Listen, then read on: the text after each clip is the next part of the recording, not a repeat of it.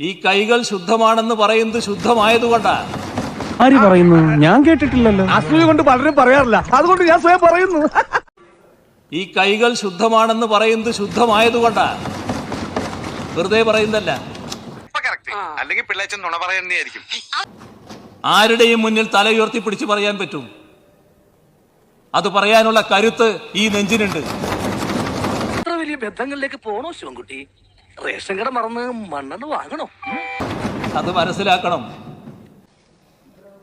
PT. Thomas Pinarayi വിജയനെ മനസ്സിലായിട്ടില്ല, അതുകൊണ്ടാണ്.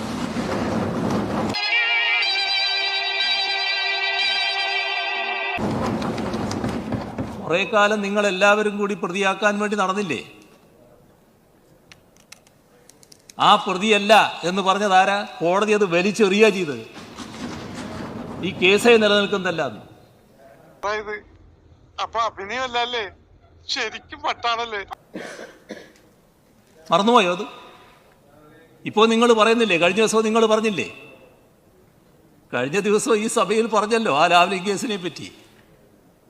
അതെല്ലാം മോഹങ്ങളാണ് സർ. അതിന് ചില വ്യക്തമായ ഉദ്ദേശങ്ങളുണ്ടായിരുന്നു, രാഷ്ട്രീയ ഉദ്ദേശങ്ങളുണ്ടായിരുന്നു. ഞാൻ ഇതേവരെ അതിൽ പോയിട്ടില്ല, ഇപ്പം പോകുന്നില്ല. ആരും ശങ്കിക്കണ്ട, ഞാൻ അതിലേക്ക് പോകുന്നുള്ളൂ. അതിലേക്കൊന്നും ഞാൻ പോകുന്നില്ല. പക്ഷേ വ്യക്തമായ രാഷ്ട്രീയ ഉദ്ദേശത്തോടെ നടന്നൊരു ഗൂഢാലോചനയുടെ ഫലമായിരുന്നു അത് നിന്നോ? എന്തുകൊണ്ടാത്?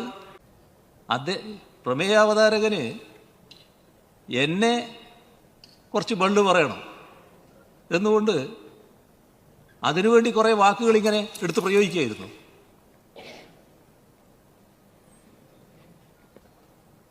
അദ്ദേഹം പറഞ്ഞു,